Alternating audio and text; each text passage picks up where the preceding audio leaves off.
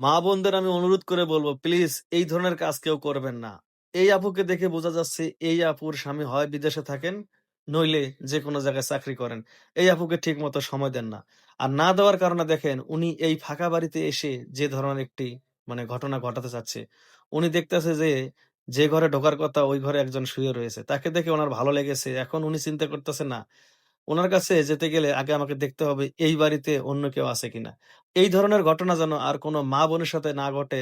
সবচেয়ে বড় কথা হচ্ছে ভাই পেটের খিদে আপনি যেকোনো খাবার খেয়েই কিন্তু পেটের খিদে দূর করতে পারবেন। কিন্তু মনের খিদেটা হচ্ছে সবচেয়ে বড় খিদা ভাই। আপনারা আপনাদের প্লিজ আপনাদের পরিবারকে সময় দিন। অনেক ভাইরা প্রবাসে থাকেন বা অনেক ভাইরা দেখা যায় এই যে গ্রাম থেকে ঢাকা শহরে থাকেন। আপনারা যে ভাইরা প্রবাসে থাকেন প্লিজ ভাই আপনাদের পরিবারকে আপনারা তো সবসময় আসতে পারবেন না। এইজন্য পরিবার আপনারা কাজ শেষ করার পরে কিন্তু পরিবারকে সময় দিয়ে পরিবারের সাথে কথা বলুন ভাই। কারণ আপনারা বিদেশের মাটিতে গিয়েছেন শুধু পরিবারের জন্য। আর যে ভাইরা গ্রামে স্ত্রী রেখে ঢাকা শহরে আছেন তাদেরকে আমি অনুরোধ করে বলব, আপনারা ৩ মাসে ৪ মাসে হলেও আপনারা বাড়িতে যাবেন এবং যতটুকু সময় পান কাজের শেষে আপনাদের পরিবারের সাথে ফোনে কথা বলবেন এবং তাদেরকে সময় দিবেন। না হলে এই যে এই ধরনের দিন দেখতে হবে ভাই। কারণ এই ধরনের দিন আমরা চাই না কারো পরিবারে এই ধরনের ঘটনা ঘটুক ভাই। আমি আগেই বলেছি কিন্তু ভাই, মনের খিদা আর পেটের খিদা কিন্তু ভাই এক না। হয়তো আমার কথাগুলো শুনতে আপনাদের ভালো লাগতেছে না। কিন্তু এটাই সিউর ভাই। আমাদের আশেপাশে কিন্তু এই ধরনের ঘটনাই ঘটতেছে। তো এই ধরনের ঘটনা যেন আর না ঘটে, এজন্য ভাই যদি পারেন প্লিজ ভিডিওটা শেয়ার দিবেন। তাহলে এখান থেকে অনেকজনের সচেতন হবে ভাই যে আসলে আমরা পরিবারকে সময় দেই। কারণ অনেক সময় আমরা পরিবারকে অবহেলা করি। পরিবারের জন্য তো ইনকাম করতেছি। কি ফোনে কথা বলবো? বাড়িতে আসতেছি। ভাই এই ধরনের মন মানসিকতা রাখবেন না। পরিবারকে সময় দিন, পরিবারকে ভালোবাসুন, পরিবারকে সবসময় সাপোর্ট করুন। দেখবেন এই ধরনের ঘটনা ঘটবেও না বা এই ধরনের ঘটনা আমরা শুনবোও না। দেখেন এই আপু কিন্তু এই রুমে গিয়ে ঠিকই কিন্তু যিনি শুয়ে রয়েছেন উনাকে কিন্তু ধরার ভাও করেছেন। এখন দেখেন উনি বলতেছে যে, "কি ব্যাপার? আপনি এই ঘরে কেন?" তখন বলতেছে যে, "আরে চুপ করো।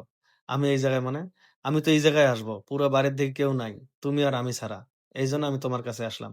কিন্তু এখানে একটা জিনিস বোঝা যাচ্ছে এই ছেলেটা অনেকটাই সৎ বা এই ছেলেটার সবকিছু দেখে আমার ভালো লেগেছে। ছেলেটা কোনোভাবেই তার কথায় রাজি হয় না। এমনকি তার ঘর থেকে এই ছে এই আপুকে বাইর করে দেয়। ছেলেটার জন্য সেলুট ভাই। যদি পারেন এই ছেলেটার জন্য প্লিজ ভিডিওটা হলে শেয়ার করে দিবেন। আর এইরকম ছেলে কিন্তু সবসময় পাওয়া যায় না, যারা সবার কথাই চিন্তা করে। অনেক ছেলেরা আছে ভাই আমানতের কিন্তু খেয়ানত করে। দেখেন, সুযোগ পেয়েও কিন্তু সুযোগ কাজে লাগালো না। এসব ছেলেদেরকে সেলুট। আর ভাই প্লিজ এটা একটা অন্তপক্ষে আমি মনে করি শিক্ষণীয় ভিডিও ভাই। এখান থেকে অনেকজন শিক্ষা নিতে পারবেন, বুঝতে পারবেন যদি জিনিসটা বোঝেন। তাহলে ভাই অবশ্যই ভিডিওটা শেয়ার দিয়েন ভাই। এখান থেকে অনেক ভাই বোনেরা একটু হলেও সচেতন হবে যে না আসলে পরিবারকে সময় দেওয়া দরকার। এখন দেখেন এই আপু এখানে এসে উনি নিজে চিন্তা করতেছেন না, আমি এটা যা করলাম এটা মোটেও ঠিক করি নাই। কারণ আমার স্বামীর আমানত আমি কেন অন্য কাউকে দিয়ে খেয়ানত করব? আমার স্বামীর আমানত স্বামীর জন্য থাকবে।